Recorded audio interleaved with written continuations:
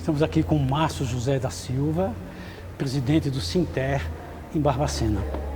Aonde nós estávamos em mais de 300 anos em que a história de Barbacena só foi reencontrar com os seus indígenas praticamente nos anos 90 do século passado. Onde nós estávamos, se você puder me responder também, aonde estavam os nossos indígenas? Pergunta pertinente, porém um pouco difícil e até um pouquinho complicada de falar. Porque historicamente nós sabemos que há uma insistência na tentativa do apagamento da história original desse país.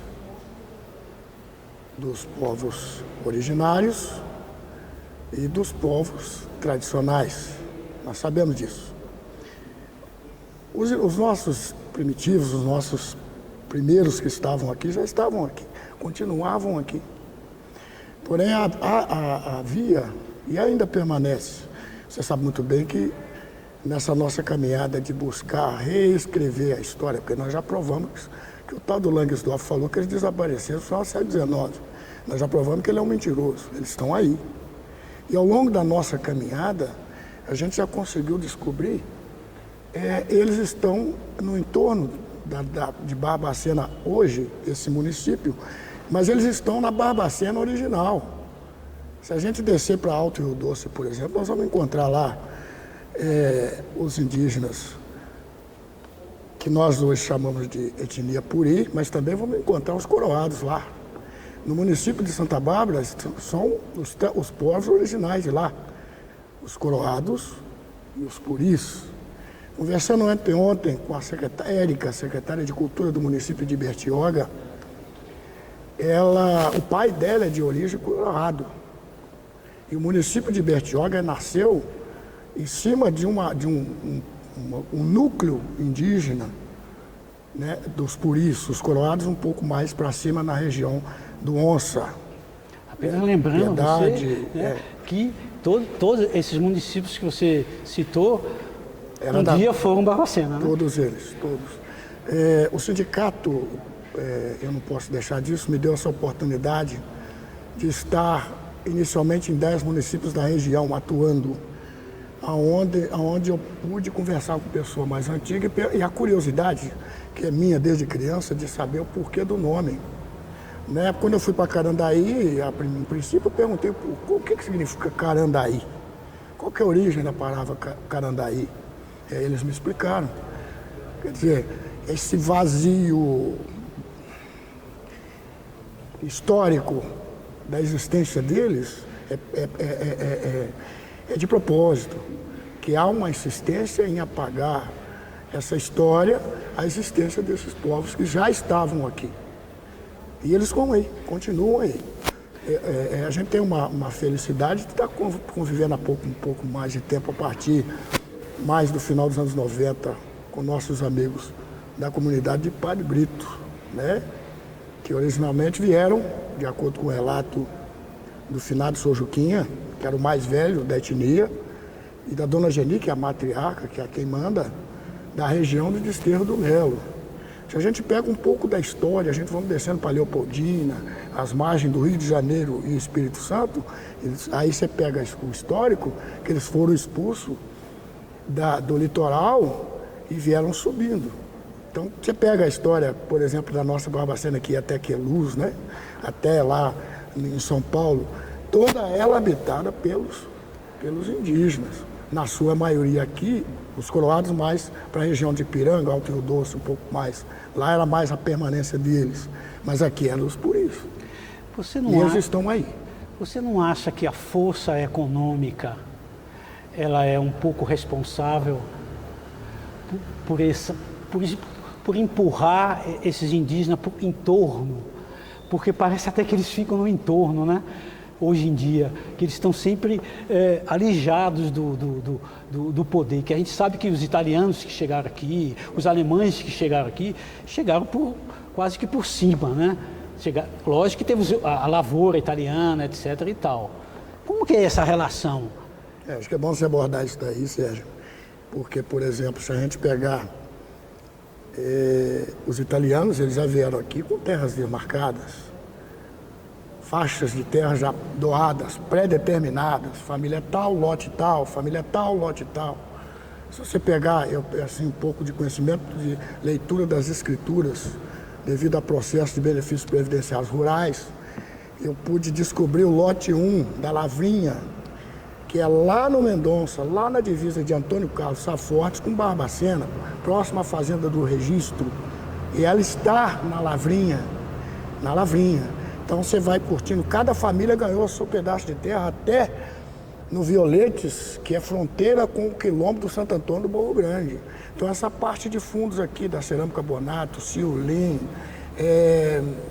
Sericícola, é tudo terras que foram doadas. Essa parte aqui do Santa Teresa, há bem pouco tempo eu descobri que abriu o fundo ali da Avenida Sanitária, aquele vazio ali no ônibus próximo ao cemitério, havia produção de rosas. E o pioneiro da rosa aqui são os italianos. Vieram já com terras doadas, assim, lote tal para a família tal. Assim também foram os japoneses. Sim. Né? E terras que originalmente foram extirpadas, tiradas. Terras como que se não tivesse donos, né? Se não tivesse donos.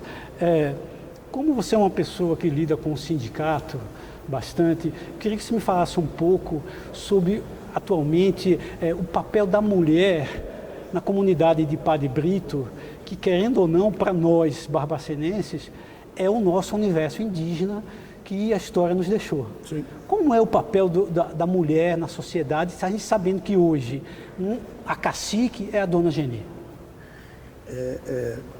Respondendo a sua pergunta anterior, nós sabemos que o capital sempre impõe, o capital reprime, o capital extirpa, o capital estoque e faz tudo. Então, essa história que você me perguntou lá atrás sobre a questão do poder econômico é o que o poder do capital faz no mundo inteiro com os povos originários e tradicionais de toda a humanidade. O poder do matriarcado é originário do nosso povo, né? Do nosso povo originário e do nosso povo tradicional. Se a gente pegar a cultura dos nossos povos originários, os homens saíram para caçar e para guerrear. O domínio da educação, da lavoura, e isso também aqui, dos nossos originários, que a gente conhece aqui, sempre foram as mulheres, a importância delas, né? Como é dos nossos povos tradicionais, né? Se você pegar a cultura... Acho que a raça negra também, como indígena matriarcado, também. Matriarcado. A importância... Aí eu te provoco, por que mais na cultura ocidental é o homem que prepondera? Aonde que está essa diferença? Foi tomado, né? Na verdade foi tomado. Originalmente a humanidade, o comando é matriarcal. Foi tomado por causa da questão, não sei se eu devo tocar nesse assunto, mas já tocando, a questão de... Vou usar essa palavra religiosidade, mas espiritual, essa coisa assim, de que sempre que todo mundo só fala, o Deus já fala no masculino, esquece das divindades de origem feminina, né? Então, acho que isso foi tomado, a força das mulheres. Mas elas continuam mandando. E você vê, hoje a gente vê um processo de recuperação na sociedade do papel da mulher, né? Mesmo na ocidental, branca, machista, estão retomando isso, né? Eu acho que aí entra um pouco a questão do processo de evolução da inclusão da mulher, da liberdade da mulher, por exemplo, de frequentar uma escola, que isso é bem recente. Isso, até pouco tempo, a mulher era para quê? Era para dona de casa, ela tinha que ser prendada. E o que é prendada? Lavar, cozinhar e costurar, e criar filho, produzir. A gente sabe que a maioria das mulheres de Padre Brito são trabalhadoras rurais. Saem 7 horas da manhã para o trabalho braçal. Sim. Certo? Como que você vê o papel do sindicato no reconhecimento dessas mulheres, em sua maioria indígenas, no isso trabalho rural, expostas a tantas... Isso ocorre, inclusive, com as mulheres do Quilombo. Sim. Também. Quando nós assumimos o sindicato, foi uma das preocupações por conta das doenças do trabalho, né? Ocasionadas pela atividade agrícola, que é pesada, penosa, né? Que está na atual meios de produção agrícola, utiliza produtos químicos que são danosos, né? A terra, muitas vezes não são planas, tem que pegar peso, andar com peso nas costas, em terra arada, né? Sob o sol escaldante e por aí vai. Então, o que o sindicato preocupou em fazer, em organizar essas mulheres, que muitas delas adoeciam, não tinham direito a nada, a um benefício previdenciário, não tinham um acesso à saúde. A gente, há uns 12 anos atrás, conseguimos que a Secretaria de Assistência, por exemplo, fosse no Quilombo e nos indígenas para cadastrar as famílias, na sua maioria comandadas pelas mulheres, que ainda são lá, no Cade Único, por exemplo, né, para não ficarem totalmente alijadas, como você disse muito bem, de todo um processo de benefícios sociais, de ganhos sociais, às quais eles têm direito. Você, como líder sindical, você sabe da dificuldade do processo de autorreconhecimento dos indígenas. Nós participamos juntos desse processo. Sim. Tivemos uma grande dificuldade desse processo de autorreconhecimento deles.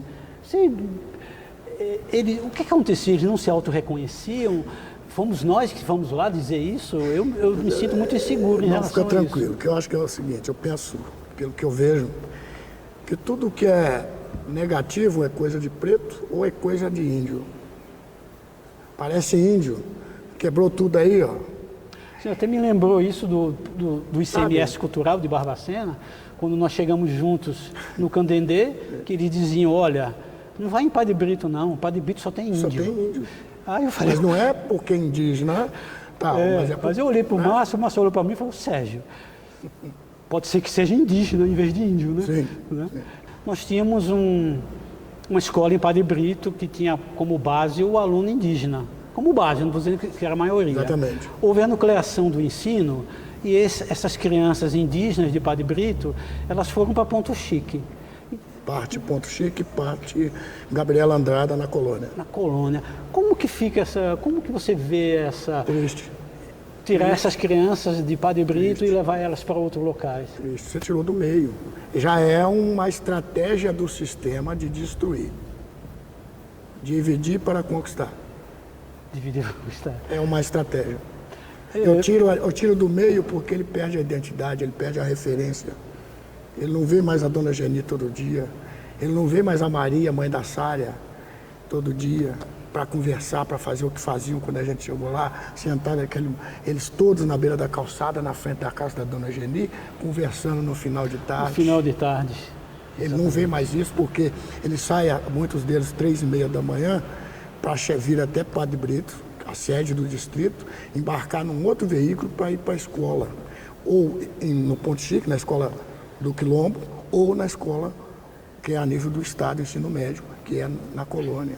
Então ele perde essa referência. Nós sabemos que existem políticas públicas, Sim. principalmente do nosso governo, do presidente Lula, Sim. que tem uma dificuldade muito grande de chegar a esses redutos. Eu não estou nem falando dos Yanomamis que estão sofrendo um processo de destruição muito grande. Mas aqui, Padre Brito, 10, 15 quilômetros de Barbacena, essas políticas, por que essas políticas públicas não chegam, Márcio? Você está nessa caminhada, né, eu venho te acompanhando há bastante tempo nessa história, você sabe da dificuldade do poder público municipal, ao longo de toda essa nossa caminhada, de aceitar que eles existem e que eles estão ali, tanto os quilombolas quanto os indígenas. Você sabe a dificuldade que foi para fazer o diagnóstico. Você sabe, né, que foi debaixo de muito empenho, muita luta, né, muito não, né, para provar que eles estão lá. Porque se o poder público local, ao longo da história, a partir da identificação, né, da criação, da efetivação, vamos pegar os quilombolas, por exemplo, que a Fundação Palmares veio na comunidade, que 5 embaixadores africanos foram na comunidade, reconheceu a comunidade como comunidade quilombola, o município já deveria ter tomado a frente da coisa para levar até eles, fazer chegar até eles as políticas públicas, legalmente aí à disposição deles. Assim são os indígenas. A FUNAI esteve aqui. A FUNAI foi lá, andou com eles, olhou terra, conversou sobre flores, plantas, isso serve para quê? Eu estive acompanhando pessoalmente. A FUNAI esteve. Eu também. A FUNAI esteve reunido com o poder público local na época, mas nada. Até hoje. Nada. O Estado brasileiro, enquanto governo federal, reconhece, mas o poder local faz questão de não reconhecer, de não valorizar essa história que está aí. Márcio, por volta de 2010, nós tivemos um grupo de pessoas aqui que abraçou a cultura, você, o Cláudio Guilarducci, eu, Horácio, muita gente. Como você vê aquele nosso processo que culminou com o fortalecimento da Associação dos Trabalhadores Rurais tanto os quilombolas quanto dos os quilombolas, indígenas. como também a criação da Associação Regional Remanescente de Índios Puris. Como você vê a criação dessas duas? Porque, de certa forma, nós, ocidentais, ainda fizemos um empurrãozinho para que isso acontecesse, porque estava com dificuldade de surgir muito lá, principalmente a indígena, né? Sim. Como que você vê o papel deles hoje, a criação dessas duas entidades, o que elas representaram para esse movimento? Veja bem, ainda precisa os membros das associações tomar a frente da bandeira. Ainda precisa. A gente ainda precisa estar lá junto. A gente ainda precisa estar lá junto. Mas, por outro lado, essa caminhada faz destacar hoje, fez renascer aí uma... Eu venho participando de outras atividades no campo da questão cultural, principalmente dos tradicionais, aí um recorte, a capoeira, a congada, os terreiros, os povos. Estamos com trabalho nos terreiros de Umbanda agora, né? Hoje, a partir daquela caminhada dura que nós iniciamos lá atrás, está bem mais fácil chegar nos movimentos, né, que eu acabei de citar, dos povos de terreiro, da congada, da capoeira, que a gente está começando a fazer eles tirarem a cabeça para fora da água. O que falta para aquelas comunidades para que eles possam tomar conta do seu próprio destino no sentido de relação com o poder, com o capitalismo, com essas coisas todas? Quando você fala de capitalismo, dá até o estômago embrulha. Justamente que é a semente da destruição da maneira bacana, saudável de vida dos originários, né, e dos tradicionais. É aí que está toda a problemática. E aí a gente tem começado um trabalho iniciado, usando a academia, aqueles que se identificam e que a gente identifica que ele tem um coração puro para isso, e os movimentos. Porque as gerações que estão chegando é que vão modificar essa história. A partir de ganhar o conhecimento, e com o conhecimento eles terem a consciência de se empoderar daquilo que é deles, para que ninguém tome mais. Para que ninguém tome mais. A gente vê essa discórdia que você falou, que existe dentro da comunidade de Padre Brito, a gente vê um pouco essa discórdia no movimento negro aqui em Barbacena também, não, Márcio? É o que eu estou acabando de te dizer. Por quê? Essas lideranças que você citou, historicamente, se a gente pegar um pouquinho da história, da turma que veio nos tumbeiros, pegava-se inimigos, os tradicionais, e colocava tudo no saco de gato. Tudo junto, mas punha ali. Agora, trazendo um pouco mais recente para a nossa história recente do município, o sistema é esperto. Ele pegou o Sérgio, que é liderança das escolas de samba, e trouxe para o lado dele. Então, e eu trouxe o outro, que é de uma outra organização, trouxe para o lado dele. Ao passo que esses dois aqui, que são do mesmo caminho, vão começar a se degradar para defender o interesse que não é dele. Para defender o interesse que não é dele. E o sistema vai nadando de braçada enquanto a gente continua desunido. Né? Hoje quando você fala de movimento negro, eu vou dizer com você com toda certeza, em Barbacena não existe movimento negro, existem alguns negros em movimento.